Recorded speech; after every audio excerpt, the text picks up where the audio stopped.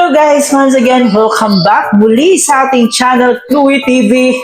Maligayang pagbabalik guys. So for today's reaction video, syempre dito pa rin po tayo magre-react sa isa sa pinag-uusapan, isa sa pinakasikat, isa sa trending ngayon sa Kalingap, ang Jomcar. Marami tayong mga nababasang comment na talagang hindi buo yung araw nila pag hindi nila nakikita ang Jomcar. So parati talaga nilang hinahanap-hanap ang Jomcar. Yung iba kahit paulit-ulit na nilang panoorin, hindi pa rin sila nagsasawa guys. So ganon yung feelings ng ating mga solid Jomcar fans. No? Ganon yung pagsuporta nila. So yun na nga po, marami ang nagtatanong kasi kung kailan nga ba talaga ipapakilala ni Papa Jom si Carla sa kanyang mama. Sabi kasi ng iba, si Edo napakilala na si Dancy sa kanyang mama, at saka si Dan napakilala na rin si Joy. So dito naman sa Mag-agong, marami talaga ang nagtatanong kung kailan nga ba talaga ipapakilala ni Papa Joms. So ngayon guys, malalaman natin ang sagot ni Papa Joms. So samahan niyo po ako ngayon at panonoorin natin ang live interview ni Kuya Bobby TV dito kay Jomar.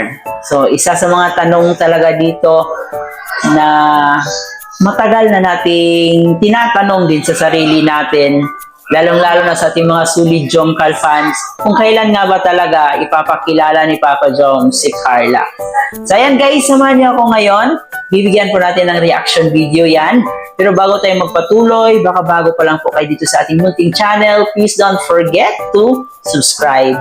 Pakisama ang ating notification bell para every time mag-a-upload po tayo, updated po kayo. At higit sa lahat, huwag natin kalimutan, palaging suportahan ang ama ng Kalingap, si Kuya Bal Santos Matubang, si Ate Edna Vlog, si Kalingap Rob, at syempre si Jack Matubang. Suportahan po natin ang ating Keyboys, Kalingap Partners, at ang ating mga charity vloggers sa Pilipinas.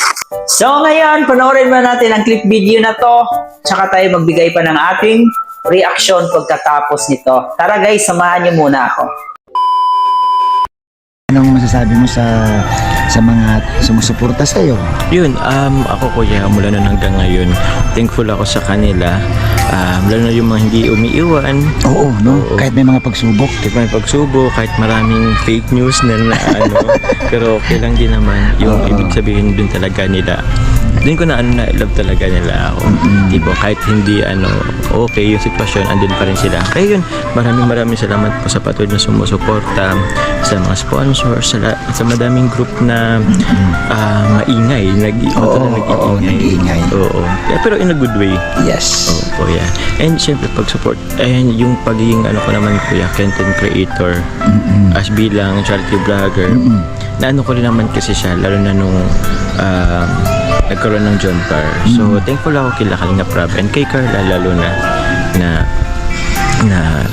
dun parang dun na ako nakilala mo kahit pa paano sa sa po kay Carla. Yun. So Papa Joms, ganito, may mga ilang katanungan kasi na lalo na sa live ni Kalingap Rob kagabi na siyempre parang inaantay na lang din ni Kalingap Rob na ipakilala mo pala si Carla kay mama. Ipapakilala natin yan kuya Bobby.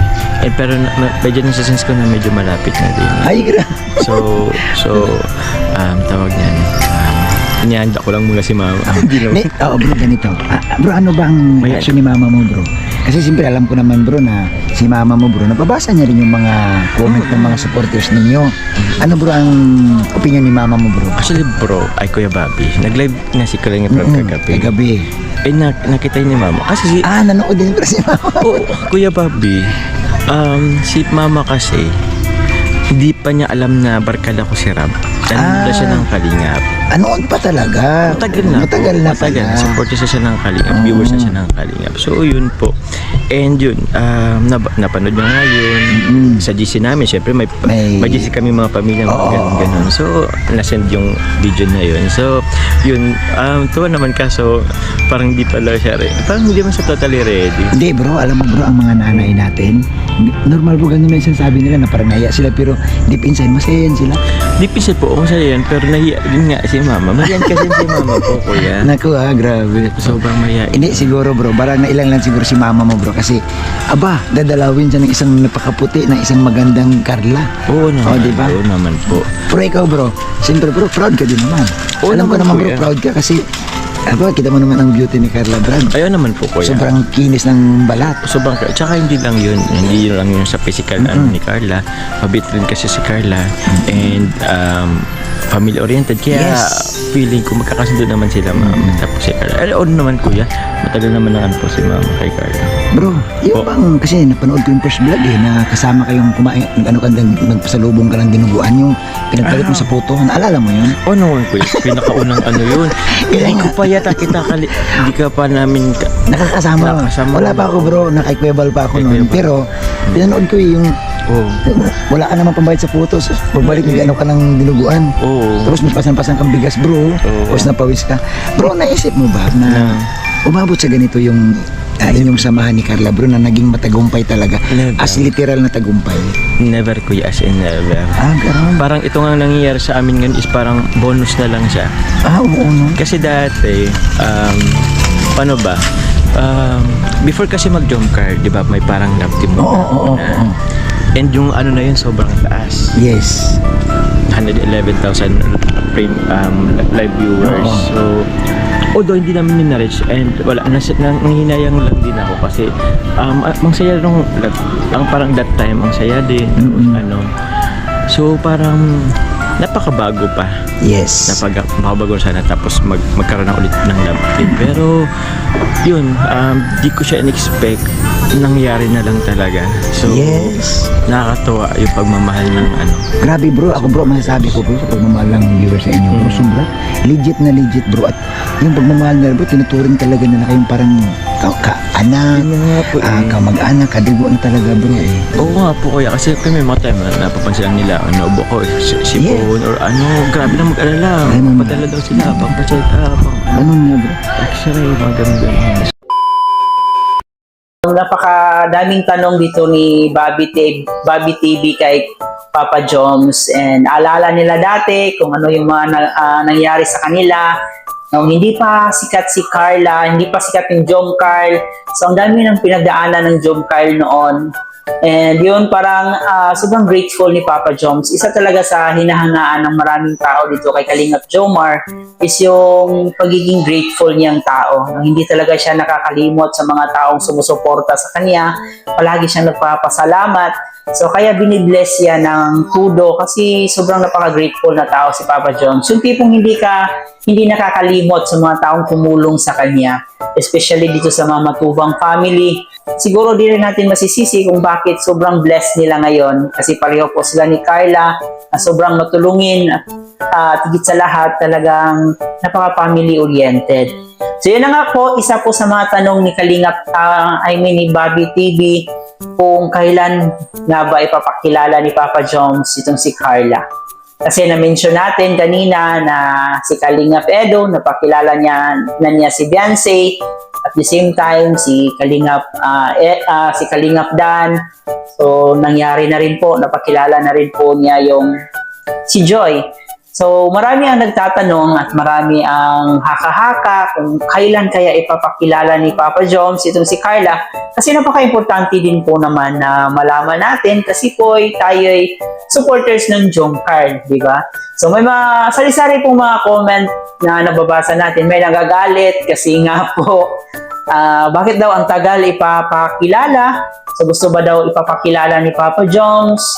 Ano na daw yung next move ni Papa Joms kasi tunay na mag-agom na nga itong dalawa, so kailan ipapakilala. And yun na nga po doon sa sagot niya, hindi niya sinabi kung kailan ipapakilala niya, pero sabi naman niya, darating tayo sa time na yan. So, darating talaga yun sa point na ipapakilala niya. Siguro hindi pa sa ngayon, kasi sabi nga niya, sobrang mahihain yung mama niya. So, di natin alam talaga kung ano yung punot dulo, kung bakit hindi pa talaga pwedeng ipakilala ni Papa Jones ngayon si Carla. Minsan, nagre-reaction pa sila about dito sa Jom Carl. So, makikita rin natin na butong-buto yung pamilya ni Jomar dito kay Carla. Pero ang tanong, kailan kaya ipapakilala ni Papa Jones? Yan ay hindi pa natin alam. Pero sabi nga niya, darating tayo sa time na yan. So siguro may mga isinaalang-alang na lang muna siyang mga bagay na hindi pa dapat pwedeng gawin. So wag na lang po tayong magmadali at wag na lang po tayong pala desisyon. Alam ko na supporters tayong lahat ng Jom Carl, pero respetuhin na lang po natin kung ano yung gusto ni Papa Jones kasi nasa kanila din naman yan, no? At saka wala rin namang mangyayari kung ipagpipilitan natin kasi nasa kanila yung desisyon, di ba? So maghintay na lang po tayo kung kailan mangyayari yan.